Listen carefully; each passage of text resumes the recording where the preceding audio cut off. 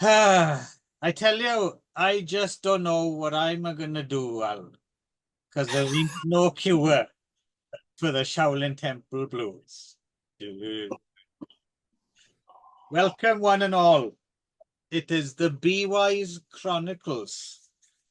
With me, Clive Davis, and my very good pal over there. Alan Rees. All right, Al, how's it going? It's been a long evening. I'm looking a little droopy around the eyelids here, but no, it's all good. It's all good. How about you? Yeah, kind of. Yeah, much the same. I'm all right.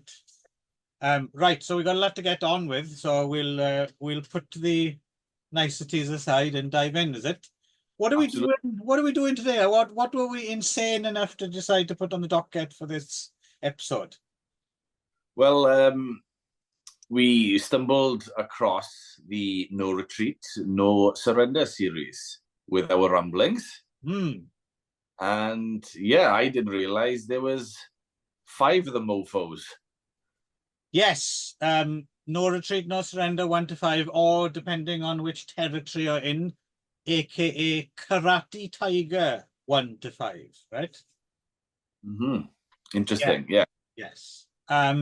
All of them pretty much totally unrelated. Yes, it was that when I heard it was a five-part, and normally they have like a linear kind of storyline, but Mm. this was it was even they have the same actors in a few of them, and yeah, with no kind of reference to the previous films. Yeah, I think this is something that was common in the video era, wasn't it? Was the fake series where something would have been a hit somewhere, and then subsequent films, when they were released on video, were given Hunya Hunya 2, Hunya Hunya 3, and a fake series was born, right? The only one I could maybe attribute to that top of my head would that be the Ninja series then? No, the canon Ninja series. No, that's a genuine series. Okay, yeah, because the only one I remember is Ninja 3, The Domination. So I didn't, but that was Shokusugi, wasn't it? Yes, yeah, at the beginning, before it transferred to Lucinda Dickey and her erotic fruit juice spillage. Um, but I we'll mean, I've never drank tomato juice differently since. and we'll we'll talk more. We're definitely doing the canon Ninja series. You, as that woman says in A Man Called Rainbow, you bet your sweet pippy. We'll be doing that. Hey, Purple. So anyway, let's get to it. Let's start World War III. Um, yeah. So I'm assuming. I know you've definitely seen the original No Retreat, No Surrender before. Had you seen any of the sequels previously? So the only one that I vividly remembered was the second Okay. because I remember I remember the cover of the third, Hmm. which I don't know if they used that cover for others as well. Like the still with the guy and the girl, because when it happened, you were watching, and I remember that's how I remember the cover, the video cover. Right. But the third one, I remembered the crossbow. I remembered a guy in a Hawaiian shirt, and I remember the zip line into the camp. The second one, you mean? Yes, Yeah. but with the I for some reason I thought Van Damme was in that one, which Right. always kind of confused me. But after watching them, it makes sense now because the stories don't match. Because I thought Van Damme got killed in the first one Hmm. and reappeared in the second, but it's the same it's the same type of character, but it's not the same character, and well, evidently not the same Right. actor either. I suppose yes. Some of these films might get mixed up in your memory. You might have been thinking of like Black Eagle or something like that. Or Yes, Raw Deal was not Raw Deal was the other one.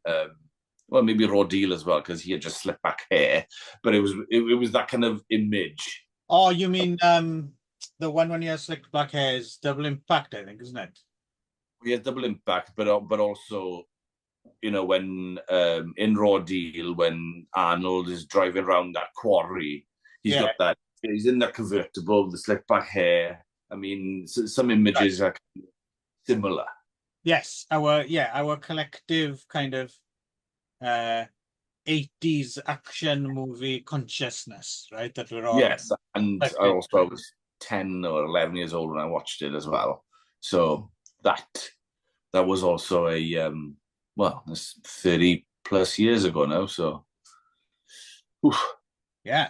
So, yes, No Retreat, No Surrender, Karate Tiger, also AKA in Japan, Cinderella Boy. Okay, Yeah, interesting. oddly enough.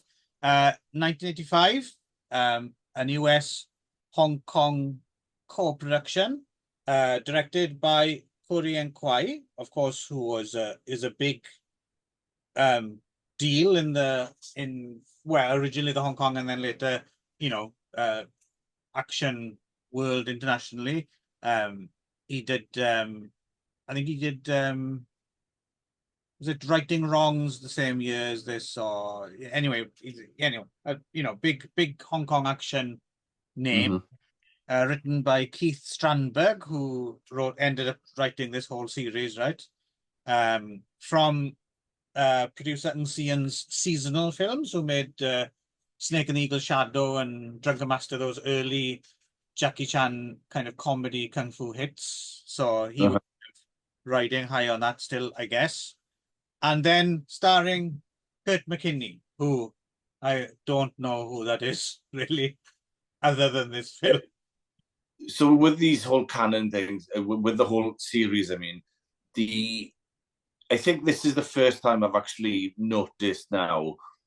Uh, Basically, these weren't actors; they were martial artists, and they were like, well, Yes, now you'll get an actor, and they will pay the actor to train for 6 to 12 months or whatever to right, become right, proficient in what they're doing. And they were like, no, we don't really care about the acting. The action has to be on point. right. So they took a martial artist and vice versa it. Yes, I suppose it still happens to a certain extent. You get wrestlers and cage fighters and stuff who turn up in action Yes. films, right? But no, you're quite right. Yeah, there is that kind of, yeah, um, that idea that wow, that Channing Tatum's good looking. Let's pay him enough money to just live on tuna and go into the gym for 6 months and then, you know. Yeah. Well, I remember, I think it was when I had Target. It was John Woo, and he was criticized for his films not being, you know, fantastic, and it was kind of lost in translation because I think it was before he was fluent in English, and he didn't give a damn about the conversation as long as the bombs were off on the right time. Right, right. And I think this is a lesser form of that, really. I mean, it was entertaining, Yeah. and yeah, the fourth one I think was attributed to having well the research the brief research I did was that was some regarded as some of the best fight scenes ever recorded, Well, I think or according to IMDb anyway. okay. Well, I think what it is, it's certainly it's interesting when you watch these films, because they are co-productions, but they definitely don't feel, even though they're squarely, well, they're mostly aimed at an American market, I think. But at the same time, they don't feel you can it's like, especially when you get to like the third one and stuff like that, it's America seen through other people's eyes, isn't it? Like it's this is Yes. yeah, which for me is always quite fun, especially in this time period. I love Hong Kong films when they go on the road because yeah, their view of what America is like is always quite interesting, and they have a very specific kind of idea, right?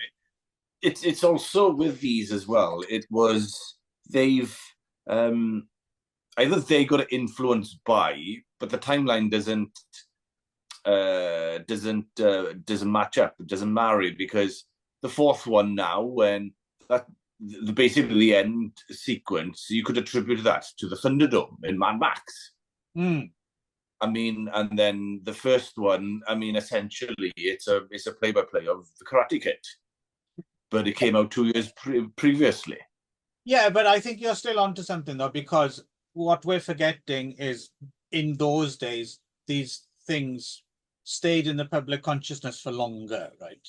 Like nowadays, something comes out, goes straight to streaming, people are on Twitter, and then in about a week, there's something else, and they've forgotten about it, right? Like trends move super fast now. Whereas I think these things back in the 80s, it was just slower. Things would roll out slower. They'd re-released in the US, and then we'd finally get it in the UK like 6 months later. And then those films would stay popular for a lot longer, I think. So it's not inconceivable that someone would rip off a film 2 or 3 years later, right? Yeah, and it's also one of with these films as well. I mean, we can ridicule it or bash it by being, the acting wasn't up to par or this and the other. But these were proper films. People would go to the cinema, watch it, or get the video. It wasn't like throwaway trash films, like absolutely. the red letter boxes, whatever it is that you have now, just the cannon fodder, just to fill content. They were regarded as proper releases as well. So you didn't have that kind of as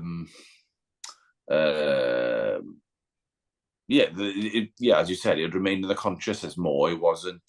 It was just there for everybody. Yeah, it wasn't. It wasn't as throwing. Yeah, and you didn't. Yeah, you didn't have like those red letter media sneering people, just making fun of everything, and just making it content to laugh at, right, or make fun of. Yeah. So yes, so Kurt McKinney then, and let's see if we can, because we watched these a little while ago, but we'll try and get so very much Karate Kid inspired. Karate Kid and Rocky IV, I think, are the two big ones here, right? Well, you got the Thunderdome, so you got that one. You got the Mad Max inspired at the end, and essentially that's what they were going for, or rather, that's been inspired too. So Kurt McKinney and his dad, they're run out of NYC by gangsters, right? So they cross the country, I suppose, and they come to Los Angeles and Seattle. They moved to Seattle. Oh yes, you're quite right. It is Seattle, but it's mostly shot in Los Angeles. You're quite right. Yeah. And didn't they move from LA up, I think? Right. No, they went across. They definitely started in New York and they went across to Seattle, but most of it was shot in LA, apart from like there's some. So we also, to confuse matters, there's two versions. Right? There's an international version and there's what's the other? International and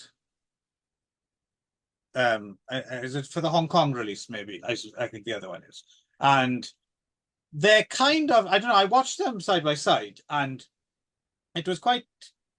There's like 15 minutes difference, right, between the two, which seems substantial. But while I was watching it, it was really hard to figure out what was in and what wasn't in the other, because they reversed the order of scenes as well. So like something would be missing and you'd think, oh, okay, so this is in this version, not this version. But then 10 minutes later, that footage would be in it, but in a different order. Okay. And there wasn't much that was, and the reason I mention it is because the only sequence that was definitely not in one version and in the other was when they go on a date and in a flashback and they visit the Space Needle and all that.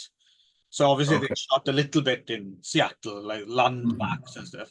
But other than that, I couldn't tell where the 50 minutes had gone. So it seemed to me just really brief snips here and there, beginning and ends of scenes, just hard edits rather than, and somehow it all added up to about 15 minutes. But the overall experience is pretty much the music is different as well. Okay.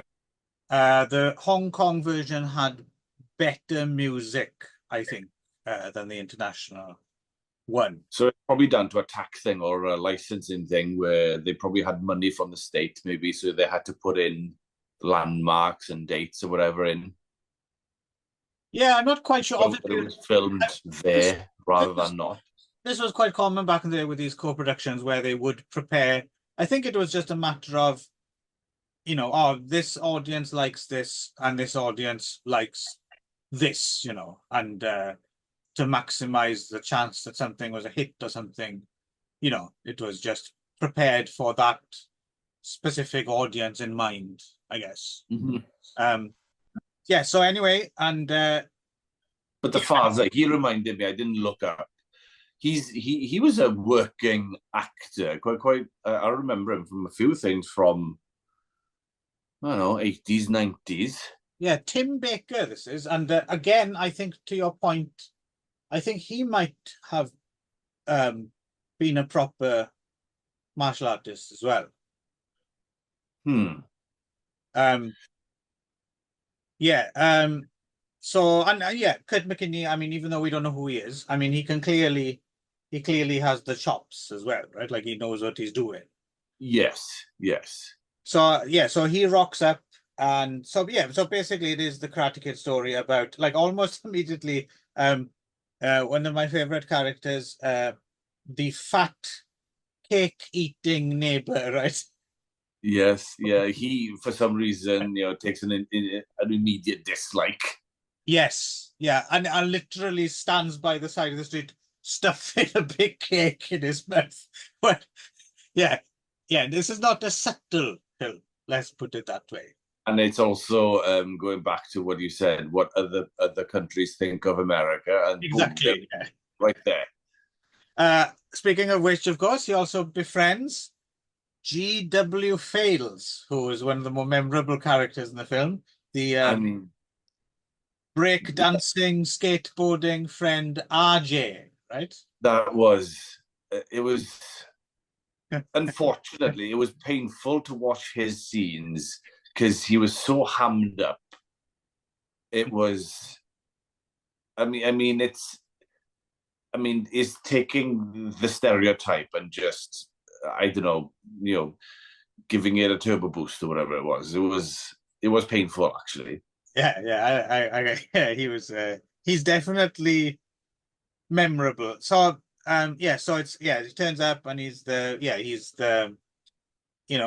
fish out of water and bullies, etc. And also at a certain point, so Jean-Claude Van Damme, pre-Bloodsport, Jean-Claude Van Damme is the kind of main henchman to these kind of gangsters who eventually, of course, rock up in Seattle, right? They're going around. It's like a protection racket, isn't it? Yeah, they're trying to take over all the dojos, I think. Yeah, that's right. Yeah, and Kurt McKinney, of course, there's again, like Karate Kid, there's the local kind of Cobra Kai type of bullies that he has to go up against, and but he's in luck because he worships Bruce Lee, isn't he? Like he really. It's borderline questionable what this film was about with the whole worshipping. To be honest, he starts off as he's a son of essentially in the film. He's the son of a karate master, but he doesn't really have the chops until he starts daydreaming about or dreaming and hanging out with Bruce Lee's spirit. Yes, he goes to visit his grave as well, which is it in Seattle? Is that where the grave is in Seattle? Yeah, it is it? Okay, okay. Yeah. For some reason, I always associate him with San Francisco for some reason, but no, I'm pretty sure it's Seattle. I haven't been there myself, but it was on the list. You haven't been there in Kurt McKinney's style and begged for, because then you might be trained by the ghost of Bruce Lee also, Alan. I mean, also I'll be just walking around talking to myself like he is spotted as well. Right. Yeah, I'm wondering who he finds an old abandoned house and then basically just hangs out, puts a load of candles on, and then well, it's his hangs out. garage, isn't it? Because yeah, his dad tells well, he's in the garage, says his dad tells him to fuck off, and then he ends up in an abandoned house, and he puts up all the Which training. is a convenient abandoned house, but yes. Yeah.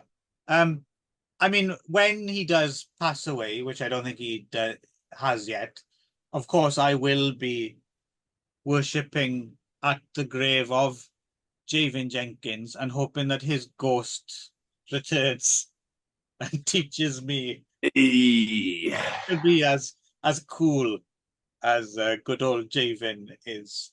I mean, he was the savior of 90s Welsh TV. Yeah, that went well, didn't it? Anyway, back to Seattle in '85, and yes, so Kim Tae-jung, a Korean who also played Bruce Lee in Game of Death, right? Like he's the main double for Bruce Lee in the finally completed 1970. Speaking of, yeah, that started in '73, right? And then eventually got released 5 years later, which is amazing. Nowadays, that would happen much quicker, right? If they were going to, and it happened, of course, on the with his son, with the Crow, right? Like when he died, and they've finished off the Crow. Yeah.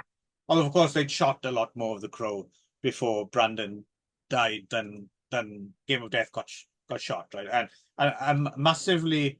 I remember the first time seeing, because there's a lot of those Bruce Lee rip-off movies, right? With Bruce Lee and Bruce Lee and all those people, and some of them quite bad taste, and some of them are. But I remember Game of Death, like the official big one from Warner Brothers, as directed by Robert Klaus, who made Enter the Dragon.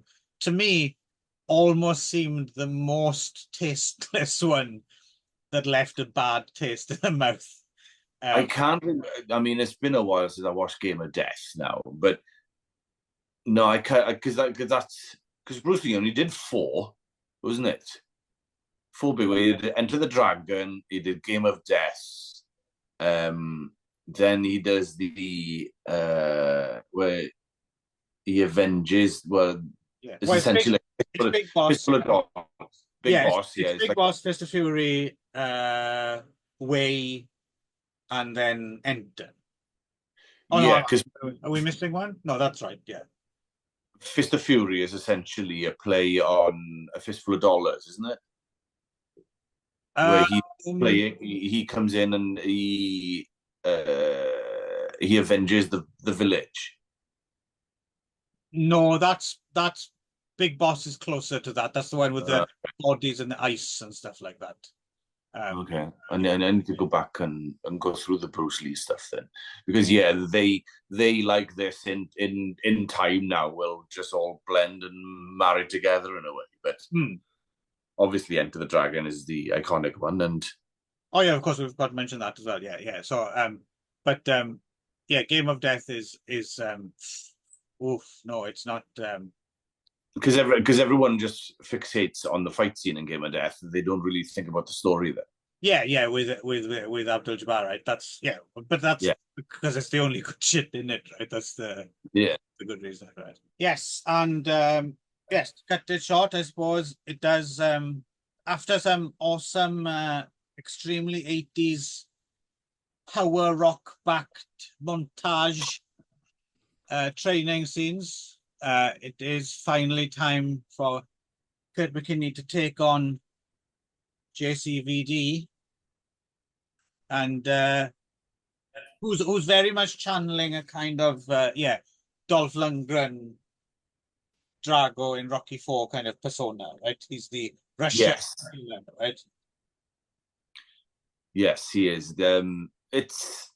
I mean, not to speak lightly of the film, there's a lot of laughable stuff that happens. But again, the fight, it's all about the fight scenes, and it's a karate kung fu movie.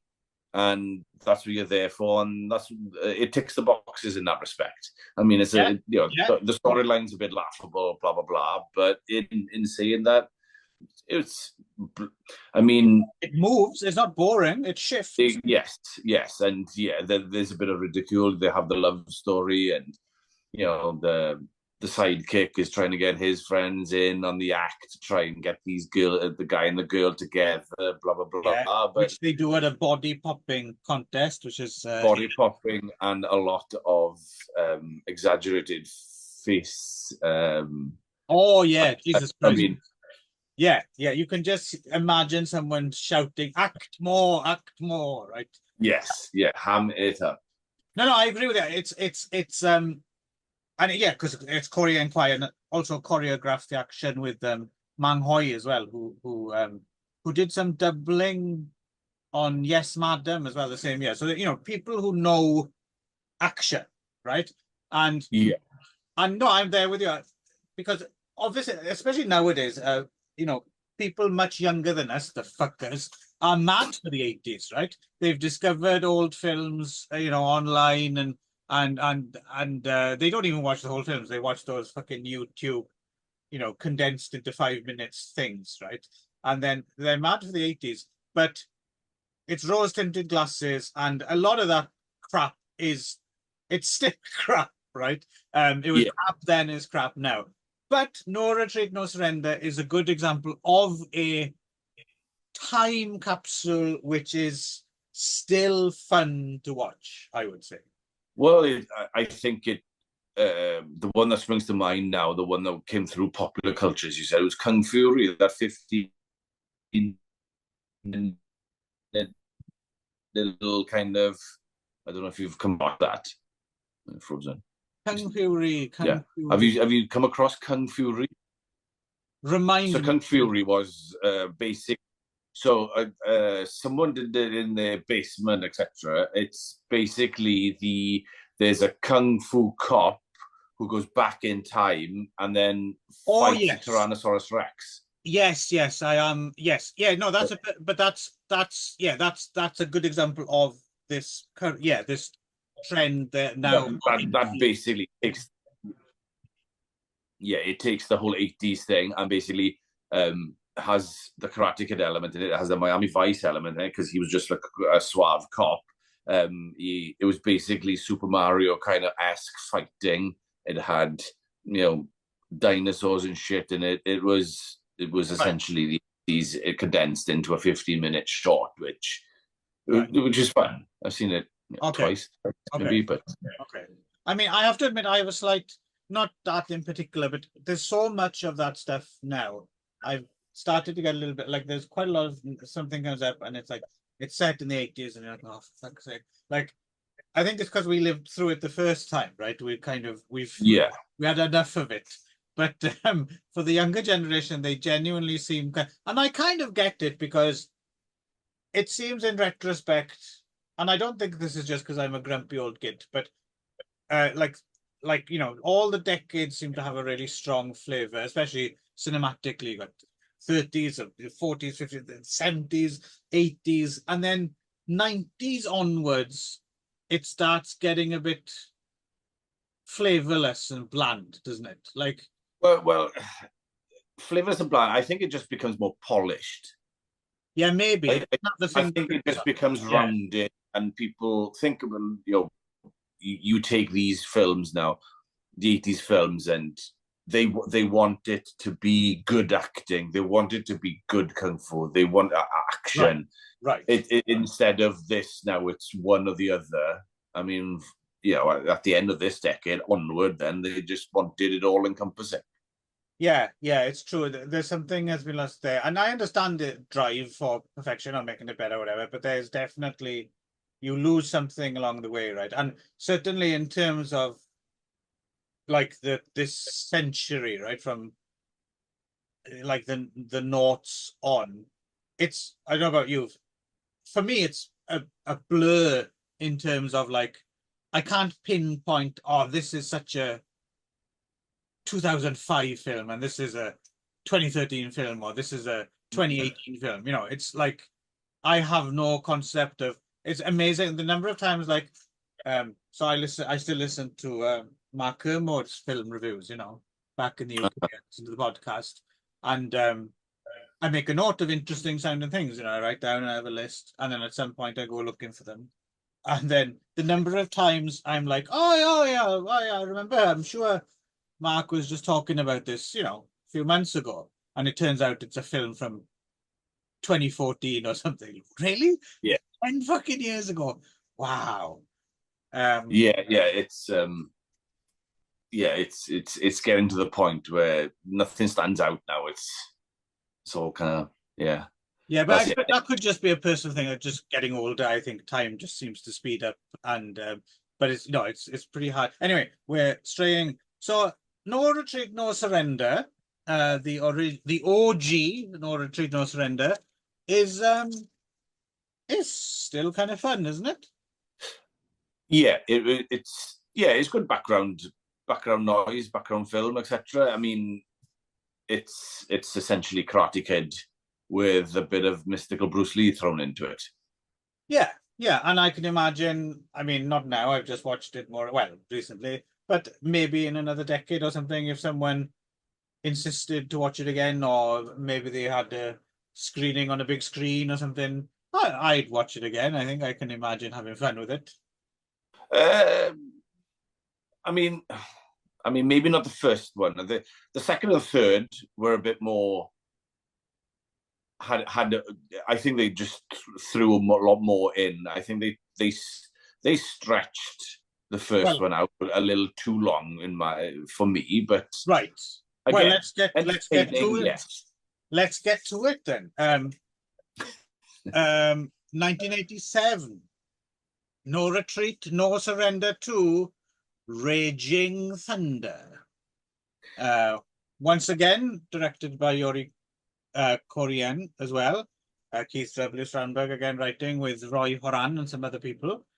So originally, Jean-Claude Van Damme was supposed to be in this one, right? Right. He was going to play the character eventually played by Max Thayer, the Nam vet friend of the main character. Oh, he wasn't going to be the henchman then. I thought he was just going to be penciled in to be the henchman. No. Apparently he was going to be the Max Thayer character, which is weird. I can't see him doing that. No, because I mean, even now when we talk about being polished, he still seems wooden in his fucking movies. So yeah, that would have gone down like a fucking fart in a lift. Yeah, because that character has to. I'm not saying Max Thayer is a brilliant thespian or anything, but he's at least a credible kind of older brother, a little bit of bickering comic relief kind of, and yeah, well, he seems like the expat American you'd find in time. Yeah, no. Jean-Claude hanging out the bars, playing darts with his Hawaiian shirt, which is the vivid memory I had from watching this. I mean, way back when.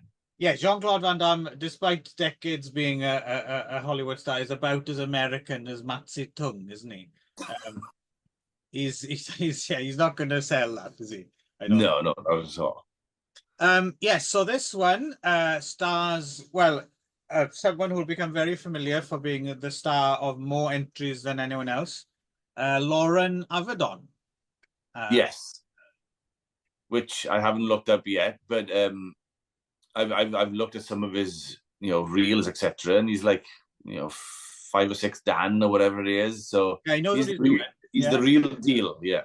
Yeah. So he's an American taekwondo fighter who comes to Thailand to visit his kind of rich girl fiance, right? As played by, here we go. This is me with long Thai name, and this isn't even that long for a Thai name. Patra Wanthivanond, I think. Oh, Patra Wanthivanond. Yes. No, well. I won't be attempting that again. But yeah, so he goes to Bangkok to visit her, and we get some, kind of Bangkok street footage and stuff, and then he goes to like a bar, the stuff you'd expect to see. And of course, there's a hilarious bit where she takes him out to eat, and he can't eat anything, right? Because it's like monkey brains and No, it is. I think it is. I think it is monkey brains, just like in Indiana Jones and insects and Yeah. yeah. Um, and then her turns out that her father. Now, this is very confusing because if this was set in like the early to mid 70s or something, it might make a certain amount of sense, right? But as far as I can tell, this is actually set in the 80s, right? So Yeah. so the geopolitics of this film, well, I know you don't go to a no retreat, no surrender film for geopolitics, but the geopolitics make very little sense. As it turns out, her father is a Vietnamese refugee who's Yes. who's backing a coup in Cambodia. So then the Viet Cong, backed by the Soviets, have kidnapped the girl and taken her to a military compound in Cambodia. I wrote this down to make sure I got it right. And that makes fuck all sense, right? I'm not. And they're based in Thailand, so they're just throwing everything into the mix Yeah, there. Then yeah. So it's a very weird setup, but like I said, what the fuck doesn't matter as long as we've got the action, right? And did the bombs go off on time? Yes. There we yeah, go. and then he meets this Narvet guy, old friend Max Thayer, and Cynthia Rothrock as well gets in on the act Cynthia Rock. Yes. early on in her career as well. Were you doing some moves there now? Yeah. Again, another kind of someone. Byproduct of watching so many of these. Now you think you can do that shit. Well, she's again someone who's famous for like being able to do action, but not necessarily being the best thespian in the room, right? I mean, I recognize Cynthia Rothrock straight away, but the only thing I can definitively say is China O'Brien. I think she did that, and there was another one then, which essentially was exactly the same thing. I can't remember what it was called. Well, there was a China O'Brien too as well. But China O'Brien was like that was her kind of gold medal, as in, I mean, that's what she's known for. She's put on a pedestal for it. Well, that's what he was sold for in the States, right? Because the thing is, as well, you have to remember that China O'Brien was directed by Robert Klaus, right? Robert Klaus was the guy who did Enter the Dragon. And I've been ruminating on this a lot recently. It's quite interesting. So Robert Klaus gets the gig of doing Enter the Dragon because he had done some other kind of martial arts crossover things previous to that, like Golden Needles and stuff like that. So and the thing with Enter the Dragon's a strange hybrid of like martial arts film and James Bond and stuff like that. And it was just right. And they were lucky enough to get Bruce Lee as the star, right? But because Robert Klaus did Enter the Dragon, in Hollywood at least, I think they thought, oh, that Robert Klaus, he knows how to make martial arts films. But he doesn't, I don't think particularly. Right. Not particularly, because of course he's the guy who, when Jackie Chan first tried to crack the States with the Big Brawl, if you remember that. That was another Robert Klaus joint. Oh, okay. Because so they were like, I suppose, like later on, it's like the reverse of John Woo in a way, right? Like, right. Did he do Armor of God then? Because it seems no, that's like a proper Hong Kong production. Yeah. Right. Okay. But basically they, for a while there, they seem to think, well, when they come over to America, we'll it's got to be Robert Klaus. In the same way as like later on John Woo and other Hong Kong directors, when they tried to crack Hollywood, they were like, they've got to do a film with Jean-Claude Van Damme. Yeah. So why was I talking about? Oh yeah, so China. Yeah, but Cynthia Rothrock, yeah, she blew up in the States after being in China O'Brien, but she'd already started to become popular in Hong Kong prior to that because she went there and she made a whole bunch of films.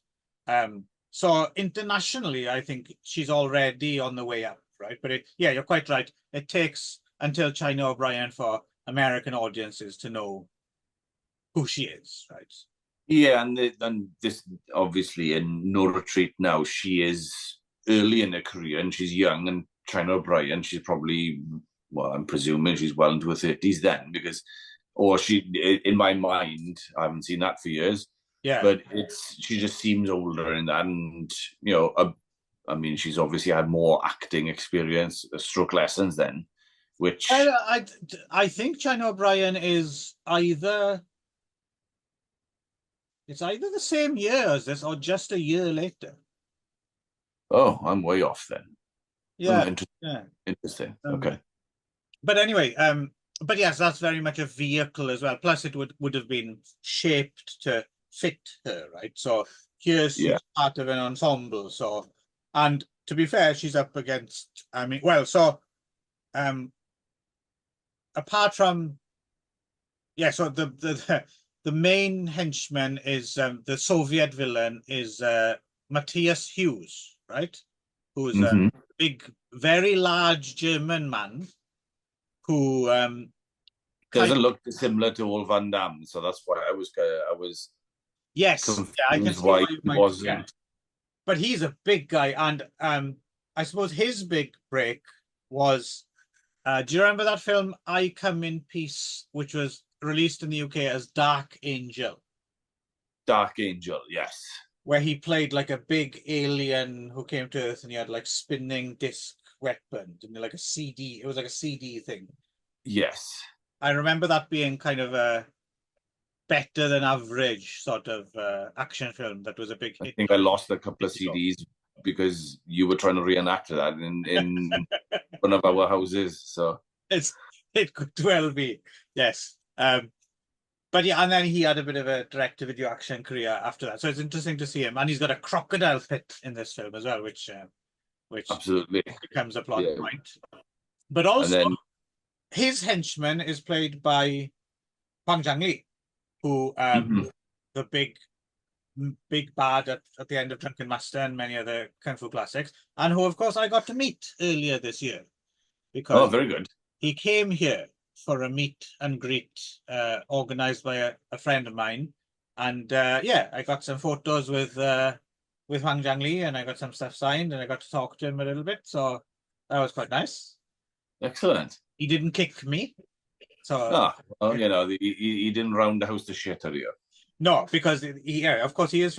Huang Zhangli is interesting. Huang Zhangli, and there's a lot of legends about Huang Zhangli, but I think Huang Zhangli was like apparently one of the stories is he was actually, oddly enough, he was born in Japan. He was born in the same prefecture my wife is from. We discovered everyone thought he was born in Osaka, but he wasn't. He was born up in Naomori, but then left very early and he essentially grew up Korean, right? And apparently, I think if I'm remembering correctly, taught Taekwondo to like the Korean army or something. Like, okay. Proper fucking hard case, right? Yeah. Famous for, if you were working with him, like, watch out, because he did not pull his punches and specifically his kicks. Like, you had to be on your game if you were fighting with Huang Zhangli. Like, he didn't give it, like, he just fucking went through it. Yeah. And you can kind of tell in it, like, the scenes with him and Cynthia Rothrock kind of looks quite terrified of this man. Because I assume he's just kicking the shit out of it. I remember seeing an interview with Cynthia Rothrock, and she it was probably the junket for China O'Brien, but she was comparing. She was like, "No, Cynthia, kick harder." About we're filming over in doing the Hong Kong films, are like, no, it's in America's acting. Over there, you are actually beating the shit out of each other. Yeah. No, it's a totally different working environment, and that's why to this day, I mean, those films that are Hong Kong 80s, 90s, or 70s, 80s, 90s, they just blow the competition. There's nothing like an action movie from Hong Kong, right? It's a totally different world. I mean, it is people kicking the shit out of each other and risking their lives when it comes to stunts and stuff as well for your entertainment. Absolutely. And those films will just because the thing is as well, that generation as well, like Jackie's generation, for example, you know, a lot of them, they went to Peking opera style schools when they were younger, right? So, Yeah. I mean, if you've ever seen there's a really good film called Painted Faces. I don't know if you've seen that. Um, No. Sammo Hung's in it, and he's basically kind of playing the kind of teacher he would have had when he was younger, because of course he was uh, a part of that group. He's the big brother out of that group, Jackie and Pure and all that.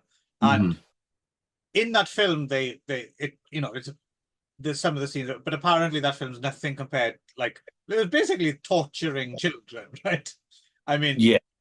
just like you would never get away with treating children, at least not in most countries. Maybe who knows? Maybe there'll be a whole new wave of action out of North Korea or something.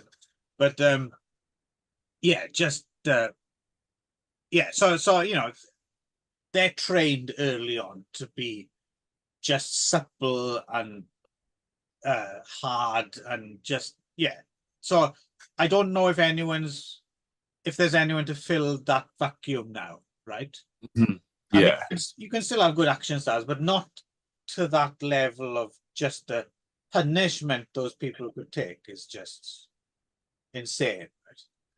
Yeah. And it's one of those things where in the I think it was the second one, the third film of this series where they're pretending to be Yes, filmmakers, yes. and they were like actually fighting. And can you imagine just doing take after take after take? Yeah, Trying exactly. to fight, but they probably didn't because what they had, what they had. Otherwise they were going to hemorrhage through actors probably.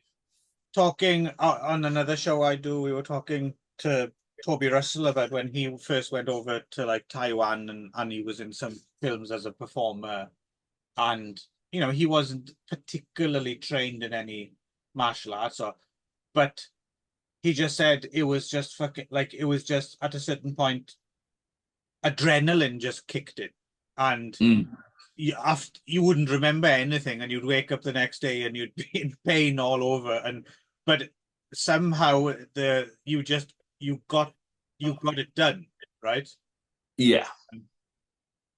Yeah, so this film as well follows a bit of a this became a bit of a trend. I'm kind of blanking on thinking of some good examples oddly now, but I feel as if this was a trend with these martial arts series on video in the 80s, where the first one was more straight up martial arts.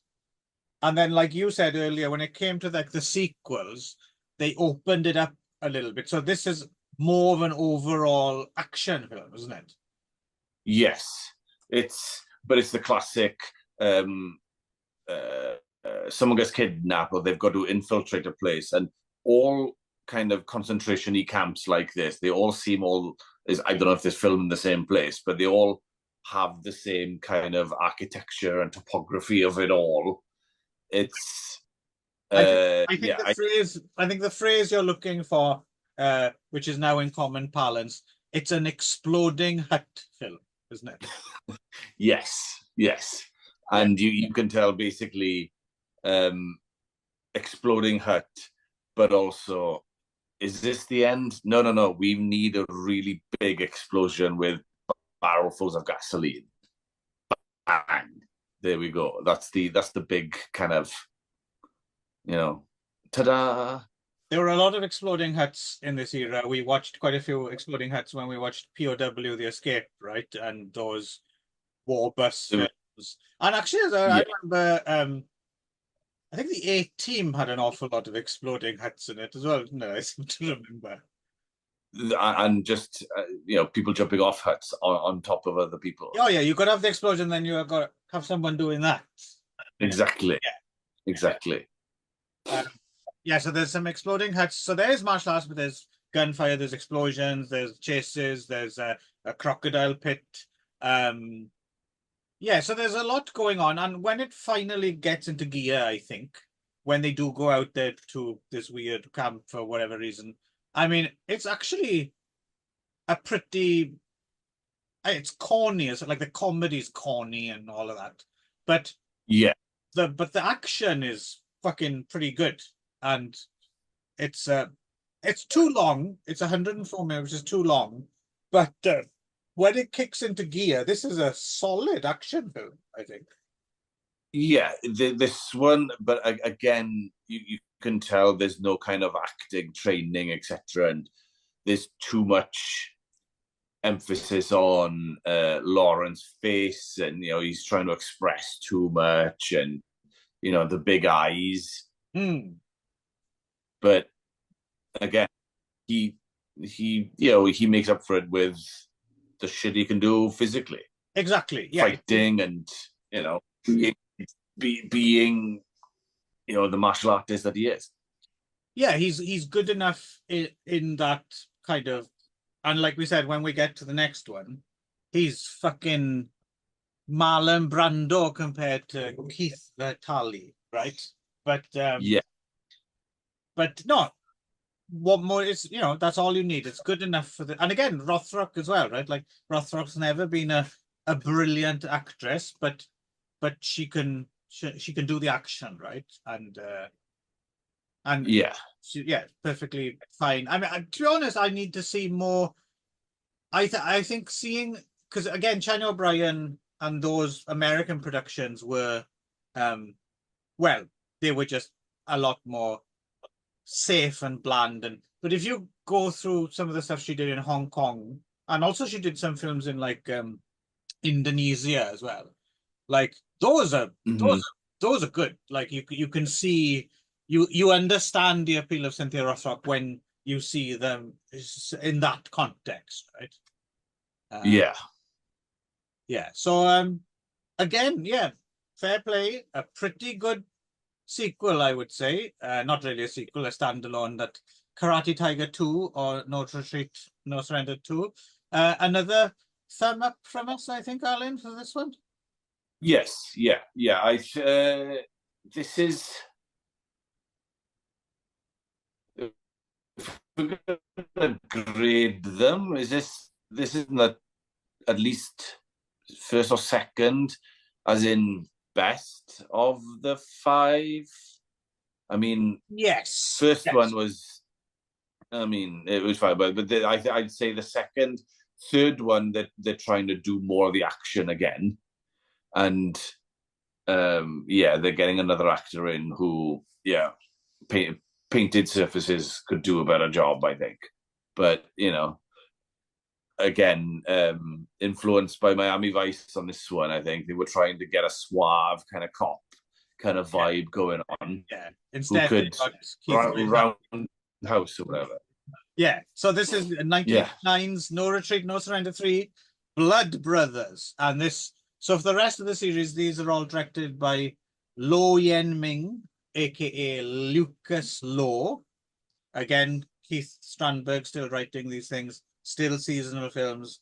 Ng Si-yun's, and I think it's Tony Lam Siu Hung who does the choreography for these last.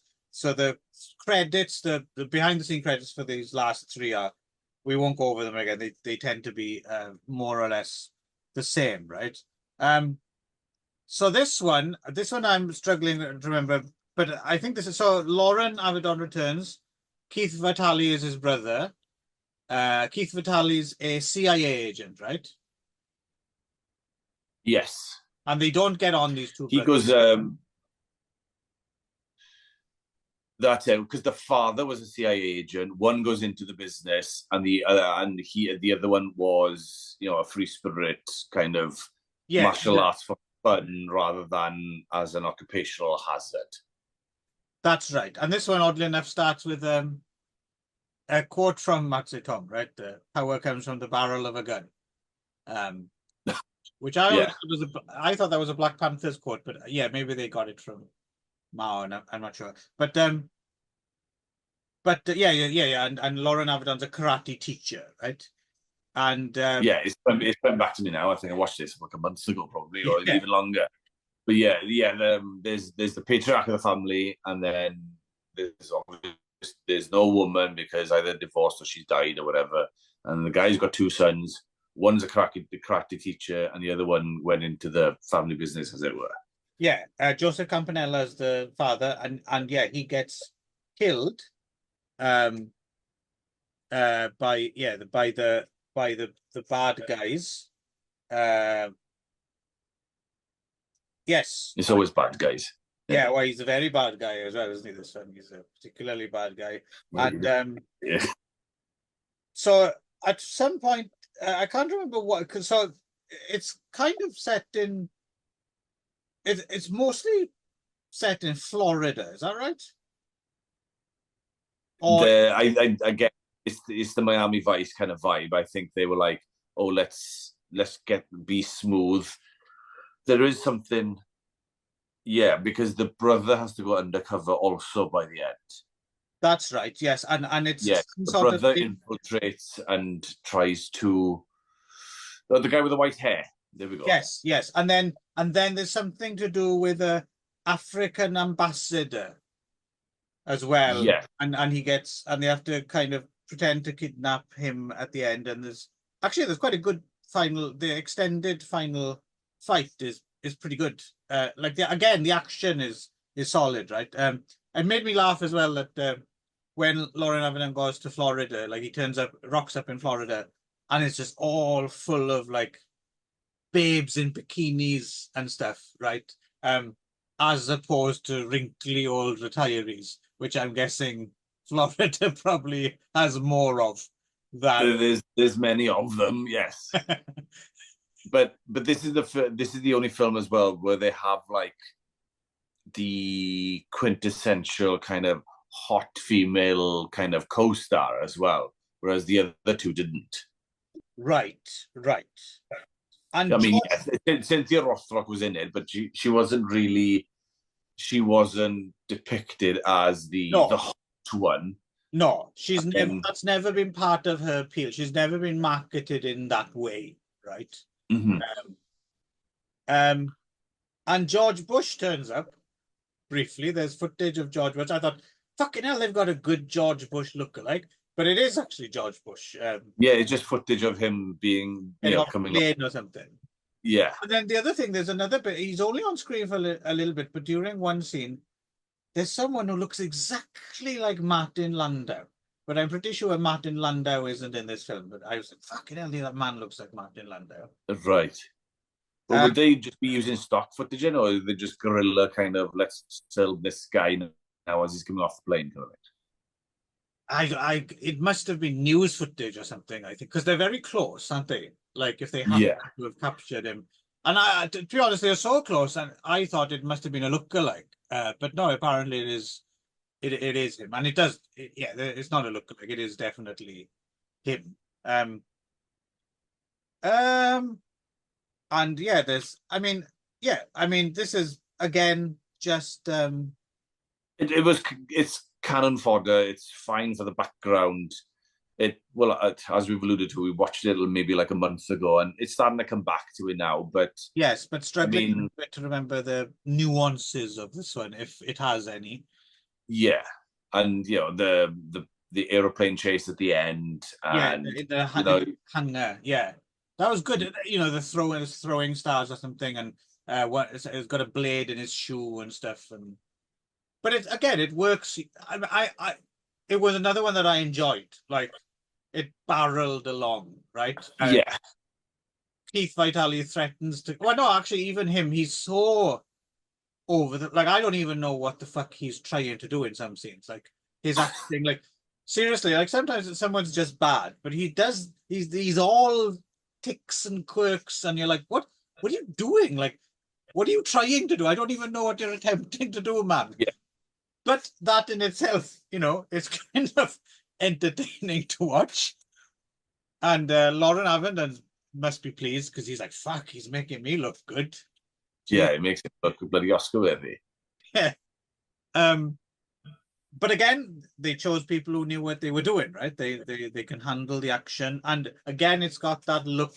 It looks like it's America, but it's America as you've never seen it before, right? Through the eyes of foreigners. Well, I'm weak for that. I have to admit, I'm kind of weak for that. There's something about the look of this era of America through the eyes of Hong Kong cinema.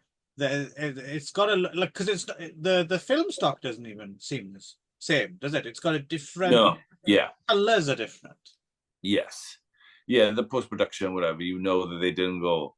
We're going to spend X amount of time color grading this and doing this, that, and the other. No, It was like, no. no, just get it out there. Yeah, they had a really good sense of like yeah, triage or like what's important in the film. Because you watch some Hong Kong films and it's like, yeah, Billy Drago was talking about this. Like he made a film and he was like, the bad guys enter the scene and they're in a blue car, and then when they leave, they're in a red car, and it doesn't matter because it had Yeah, an awesome fight scene and no one's paying attention, and it's so fast. That's the thing. It's bum bum bum bum bum. So you don't notice that shit unless you watch it 100 times. And they didn't care about film preservation. They had no concept that people were going to be watching this stuff 20, 30 years later, right? Which is why exactly. films are so kind of raggedy looking now and a bit difficult to get in HD and stuff, because they just did not give a shit, right? Exactly. But we give a shit, Alan. I But mean, we gave it, 5 shits for yeah, this series. had they known that two extremely learned uh, Welsh people would be combing over their films, they might have taken a bit more care. But Twice. I mean, once as not even pre-adolescence, and now into pre-geriatrics. yeah, we'll be down. We'll be joining them in Florida in no time. Absolutely. So we're still not retreating. We're still not surrendering. We move on to the King of the Kickboxers. I think action-wise, this was probably the best.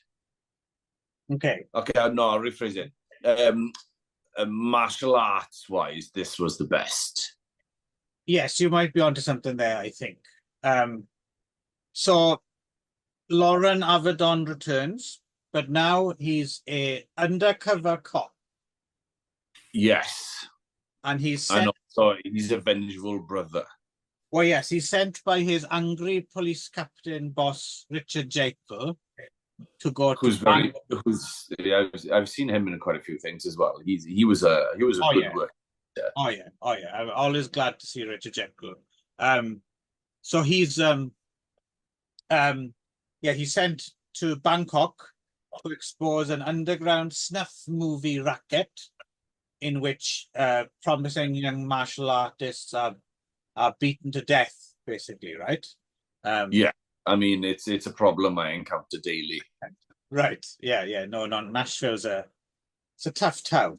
It's a snuff movie hub. Right. As Lauren Avedon says, looks like a Bruce Lee movie without Bruce. Is his review, which I think actually might be. Is it footage from one of the early? I think it might be footage from Blood Brothers, maybe. Anyway, yes, as you said, it turns out that his brother was also killed by the main bad guy, as played by Billy Blanks. Billy Blanks. Indeed. So here's the thing. I was wondering about this because I thought this was an international phenomenon, but when I looked it up, it seemed like this might have been exclusive to Japan, which I was quite surprised by. Are you familiar with Billy's Boot Camp? The Billy's Boot Camp is probably a play on. There's one in here in America called Barry's Boot Camp. Okay. I wonder what came first, because interestingly, yeah. So this might be of interest to you. So Barry's been around for a while, but Billy Blanks is. I only knew him from the videos he made, workout videos called Taibo. Okay, right. That's the same thing then. Yeah. So basically, the way I understand it was that wasn't exactly huge in the States, right? That was just another of many. I mean, I was surprised because I didn't know he was an actor. I thought he was just a fitness guy. I Oh, thought he was the American version of Mr. Motivate. oh, come now, Mr. Voter. It's clearly on another level. Also made snuff movies, of course. Um, so, man, can you imagine this film with Mr. Motivator in the Billy Blacks? In his lycra. Yeah, much more genteel, light-hearted Oh, film. hang on. I need to. Hang on. There There we we go. go. Nice, nice. So in 2007 or something like that, Billy Blanks came to Japan with his Taibo shtick, and for some reason, it was fucking huge here. Like it was Right. really massive. Like everyone was doing Billy's boot camp, and he was on TV. Okay. And so, yeah, but I did know him because he did do some action. He did quite a few of these films at this time, and he's quite a good scary villain face. But he was a hero as well sometimes. Okay. I think he did the cross like JCVT did, right? Started as a villain and then became the hero, right? Interesting. But kind of still, in the case of Jean-Claude Van Damme, just kind of always looked like an asshole either way, really, which is a kind of a Yeah. persona he kind of parodied later, right? I suppose he became Yes. self-aware. He realized that people thought he was an asshole, right? So yeah, Billy Blank's the main bad guy. Wants to take vengeance. Sherry Rose is well, he studies with a drunken hermit, right? Played by Keith Cook. So there's some training scenes. This is almost cookie cutter pass and pass of kickboxer. Yeah, it's funny. It's maybe people who didn't live through it don't remember, but the impact of the double punch, if you will, or double kick of Bloodsport and Kickboxer was fucking huge, right? Yeah. And there were so many direct video kickboxing tournament films through the night. Like we were just sick of them, right? Like, Yeah. but interestingly, now that that era is kind of done and dusted, and they are, I quite like to go back to seeing ones I haven't seen before now. Like, back in the day, I never would have thought of watching fucking, I don't know, Blood Ring 3 or like a Don the Dragon Wilson or. But now I'm like, with the passage of time, and they're not making them all the time anymore.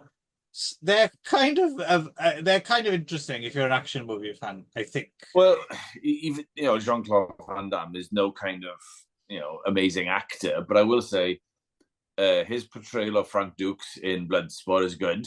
And the kickboxer thing. I mean, it's just the training montage. It's almost bloody, going to the hut.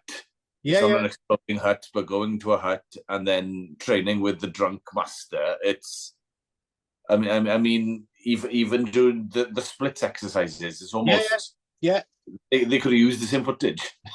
Yeah, well, the thing is that people forget with the reason those two films were pretty big hits because they were pretty good. That's the thing. Yeah. All the films are copied the word, but some of them were, but yeah, no, but that period of time is I mean, like Michael J. Weldon wrote in his intro to the second Sectronic book. It seems like every action movie now, the bad guy is someone with a ponytail called Wolf.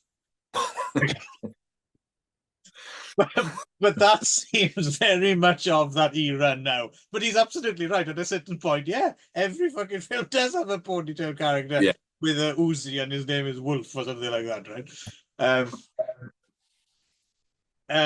Yeah, so and the other main Don Stroud turns up acting weird as the kind of contact in Thailand, right? Yes. Yeah. As a bit my favorite, the bit that made me laugh the most is there's a scene like between like these tough drug dealing gangsters, and there's like another person might be wanting to muscle in on their business or whatever, and then intimidating him or whatever, and then they eventually kind of accept him, and they go, "You can hang with us anytime." Suddenly left the tough guy mask drop there. Yeah, yeah, But no, once again, I mean, very violent, fast moving, total fucking stupid nonsense, but yeah. but And but also it's got it evolved more as well. You know, it's got the whole kind of, they've got the love interest in it now, which is yeah, more prevalent again. And then yeah, it was just a well-rounded movie in a way.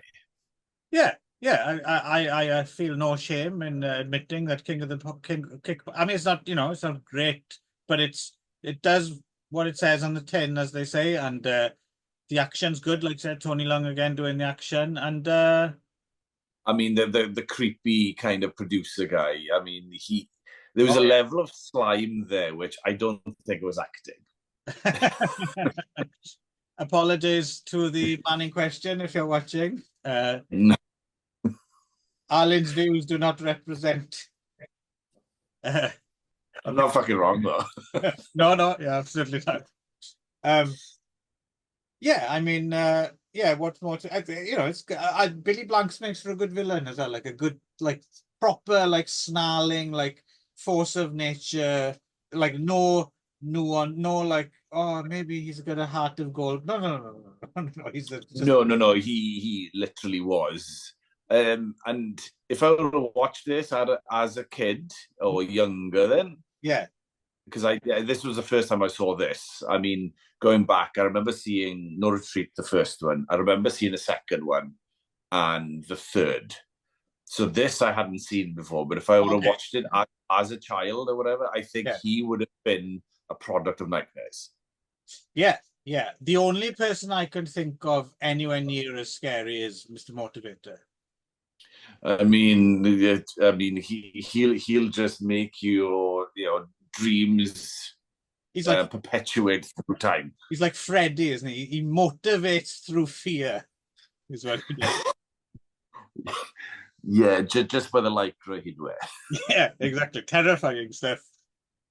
Yeah. No, but that Thunderdome-esque fine. I don't know what came out first, this or the Thunderdome, but Thunder. both kind of. Thunderdome came out first, did it? Yeah, it's like 5 years before this. Yeah, 6 years even. No, 5 years before this. Oh well, no, this was influenced.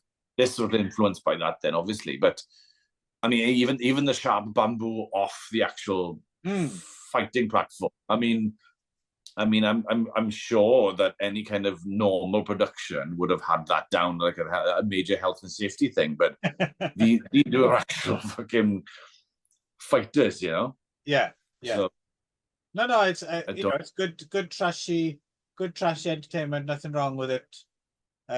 Touches all the bases. Right. So, here we go. AKA King of the Kickboxers 2, oddly enough, but also No Retreat, No Surrender 5, Karate Tiger 5 is, I think we can agree, is certainly the low light of the series, right? I mean, again, it's inspired by, well, how would you go? This was, going somewhere, becoming the man. I'm trying to figure out which film it reminds me most of. I mean, it's got a bit of Batman in it. When he goes away, goes to the monks, gets trained. Yeah, I suppose. Yeah, I mean, to be honest, this one didn't necessarily remind me that much of anything else specific. Like that's the least of its problems. That it's just, I mean, this seems almost aimed at children or something. This one.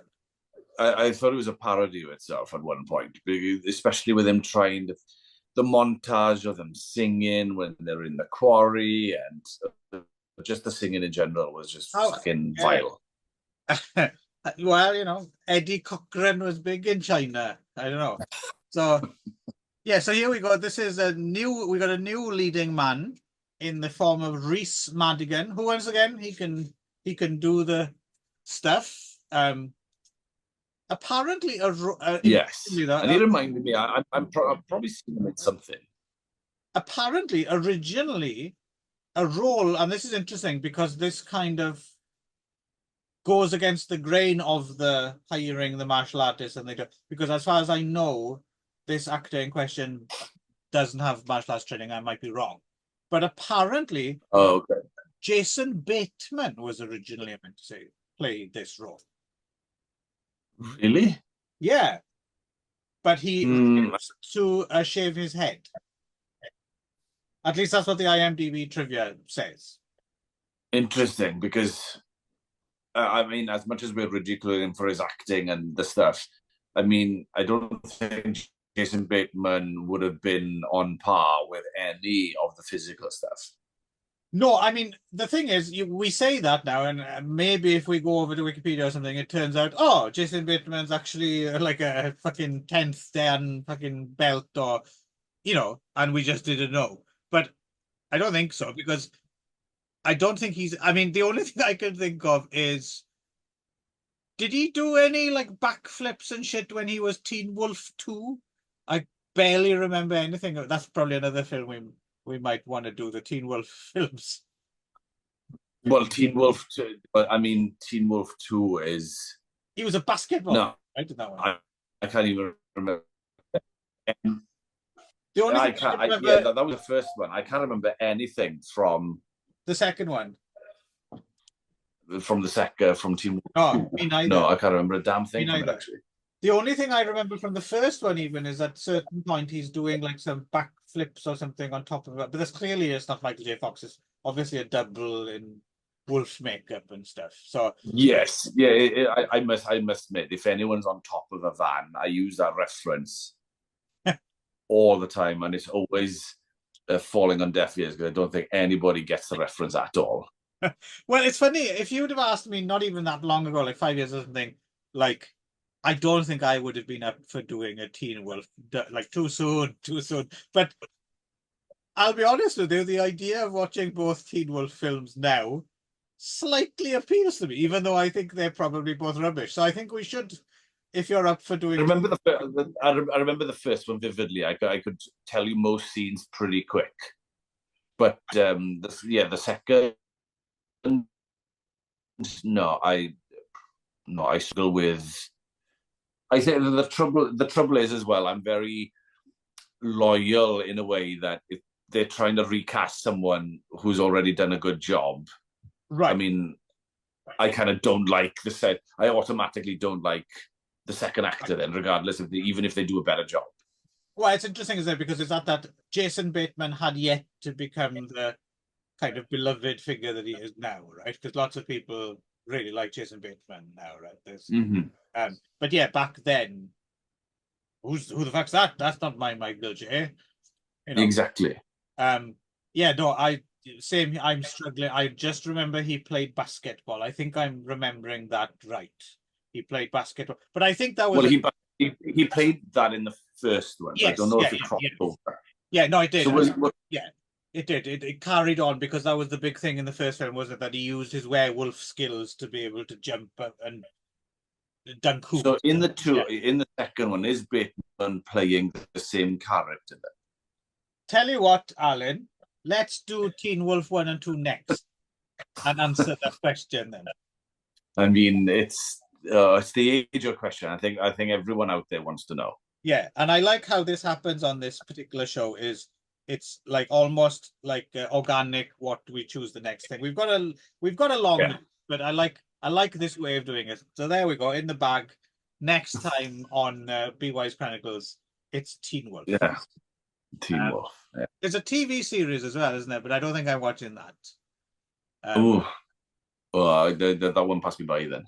Yeah, no, it's quite popular. The only reason I know it is because there's a actress. Oh shit! Yeah, no, it's literally a new one now. Well, it's been around for. It might still be running, but it's been around for a few years. The only reason I know because there's an actress I fancy was in it, Adelaide Kane. So I'm not sure of that, but but now that you bring it up, it's a recent show, then put it like that. And the guy who plays Teen Wolf is he's been down in Nashville here a few times with Yeah, the host of the show I work on. I can imagine that he's probably quite the young heartthrob. I get Yeah. the thing. It's too TV what the Twilight films are, or Yeah, that kind of, yeah. or Vampire Diaries, or is that kind of, yeah, yeah. Yeah, his name's Tyler something or whatever. Yeah, I haven't seen any of them, but I wouldn't be surprised. I mean, because that kind of thing has definite. It's not. We're kind of not interested. We're too old for it now. But that kind of episodic television aimed at a teen market is definitely just objectively made better now than when we were kids, right? Like you go back and watch Yeah. Knight Rider and 18 months, it's pretty shoddy stuff, right? But well, even you go into the 90s, you had like American Gothic or whatever. That was a bit more of a crossover, but yeah. I thought very well made. Yeah, but anyway, that's true. But like I'm thinking of things like but like Buffy, for example, is a good example.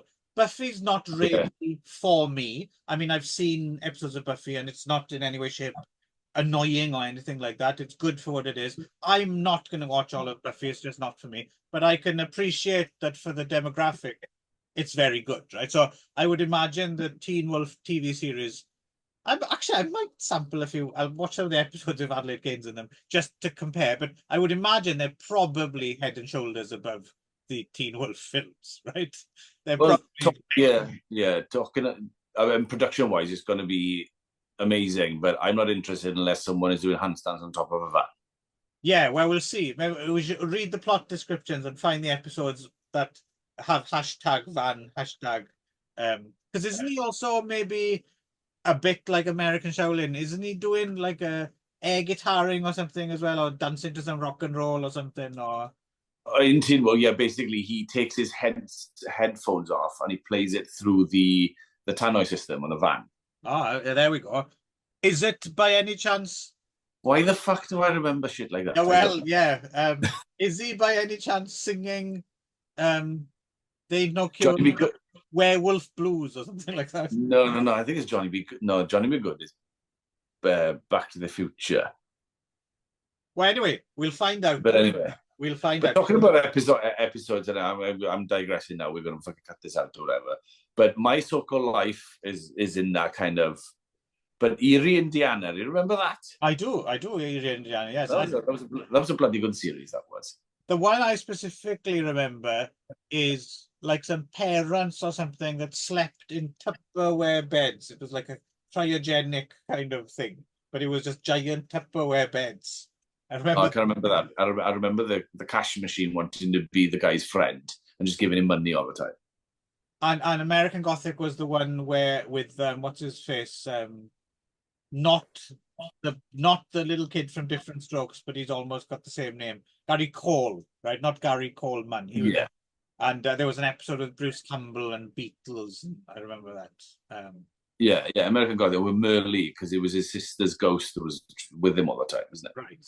But anyway, we're getting ahead of ourselves. Yeah, exactly. Yes, we'll drag ourselves back to China, 91. Rhys Madigan gets his pants pulled down. That's for you Americans. Yes. His trousers is what we would say. He gets his trousers pulled down and humiliated. And turns out that his Mr. Miyagi-like student has never actually been to Shaolin. So Rhys Madigan goes to China, meets a cute girl. We find out that a bicycle is called a Chinese car. And he enters a Shaolin temple where everyone speaks fluent English, luckily. Yes, luckily. Yeah. They have to build a latrine. He introduces the monks to Playboy magazine and good old American rock and roll. So they're all soon singing summertime blues, but Shaolin temple blues. I don't know when this was supposed to be set because the things just did not hit. And then when it comes to the tournament or whatever, people. I mean, he was essentially the bad guy from Karate Kid 3. Right. Yeah, he teaches Shaolin monks how to, act with girls and dance at a disco. And he finally goes where he has to take a stroll to like a scroll to a hermit on a mountain and ask him the meaning of life. He speaks English as well. Um, has to do the wooden man thing, has to do the wooden man chamber thing, and then finally Yes. goes back to United States and kicks the ass of the Karate Kid 3 bad guy. No, the guy comes over. The tournament's in Oh, is over it? there. All Yeah, right, because he okay. plays over as the Great American Hope or whatever it was. Um, Corey Enquai, weirdly enough, has returned to fight choreography for this one with Yan Tak. He would have been directing Savior of the Soul the same year as this. So, As bad as the film was, it had some recognizable stars in it. really? Yeah, so the main monk, I mean, he essentially is basically the go-to Chinese character actor in fucking a lot of them. Is he? Yeah, Because I didn't recognize him at all. and then the angry friend, the angry student who becomes his like good friend, he's Oh yeah, he's in like Lost and yeah, fucking yeah, yeah.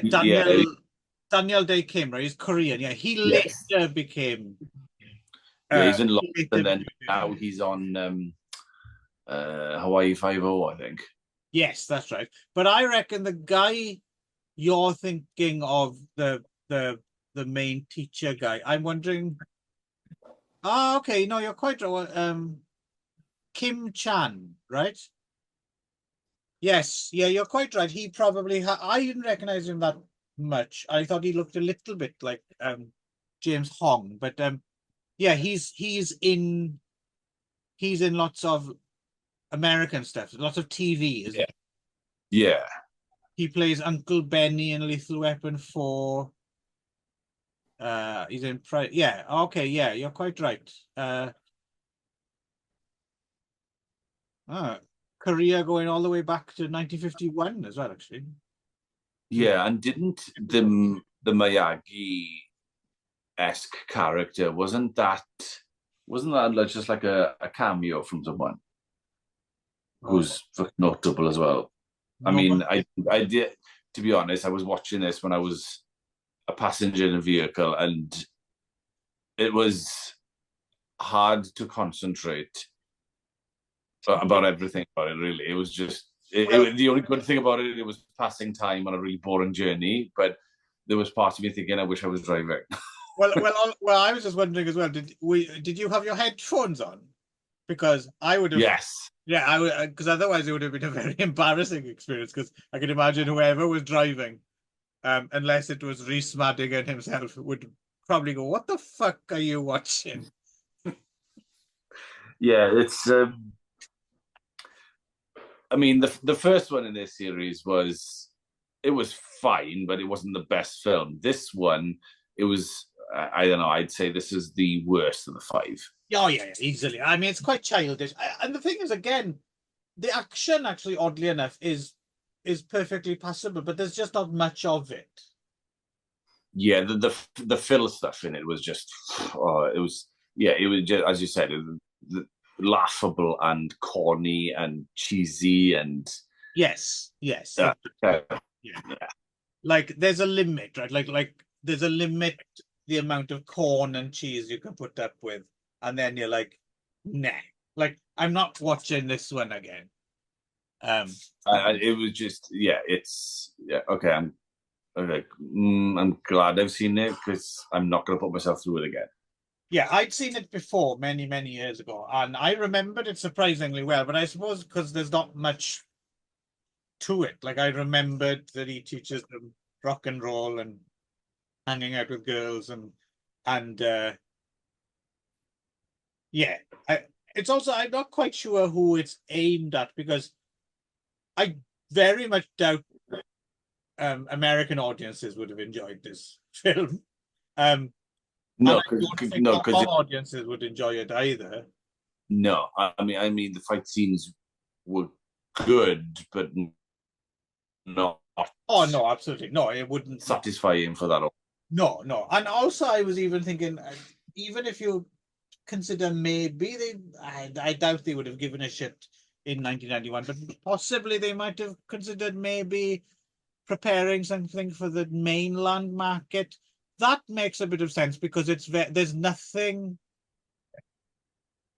It's very safe, isn't it? There's nothing to annoy censors in it. Like there's no like Yeah, yeah. This one, very, I think, very safe. So I'm wondering if they thought, oh, we can play this and we can make some money in the mainland with this one. Possibly, I don't know. well, yeah, yeah. I think it It's was shot. I think it was genuinely shot there. I think. I don't think it's another place doubling for China. I think it might actually have been shot there. Um, yeah, no, no, it's yeah, it's yeah, yeah. It's a no from me. yeah. We're going out on a whimper, not a bang. I think. No, and I think that's why there hasn't been a sixth. Yeah, maybe. But Or tell me that why? I mean, they've all got individual titles, but why? If there's no linear story, why were they called or referenced No Retreat, No Surrender, one, like 2, 3, 4, and 5? I think because the first one was a hit, right? I think simple as that. Rather than put it out as Raging Thunder, put it out as No Retreat, No Surrender 2 Raging Thunder. That'll sell units, right? And then Okay. the series, when they got to the fourth one, obviously they figured, okay, in some territories, No Retreat, No Surrender still means something. In other territories, Karate Tiger still means something. But also, everyone's making kickboxing films now. So let's call it King of the Kickboxers for, let's say, the American market. And Yeah, yeah. thank God I was wondering there for a minute if you were going to start singing, I like it that way. And I would have had to punish you. As if I watch that fucking film again. Yes, exactly. Yeah, you've done your duty. You yeah.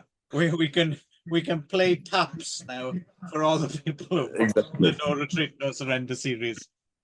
Yeah. Righto then. So good to know that we know what we're doing next. We are entering the land of the Teen Wolf, but at least that's only 2 films, right? Yeah, yeah. And it's more for just the first one. I could probably just talk about that one now because I remember it pretty well. The second, no. Yeah, well, there we go. No idea. Yeah, so we'll get to that at some future time. We will be back. And if you want to be wise, I recommend that you also return to the BeWise Chronicles next Absolutely. time. Until then, see you there, Al.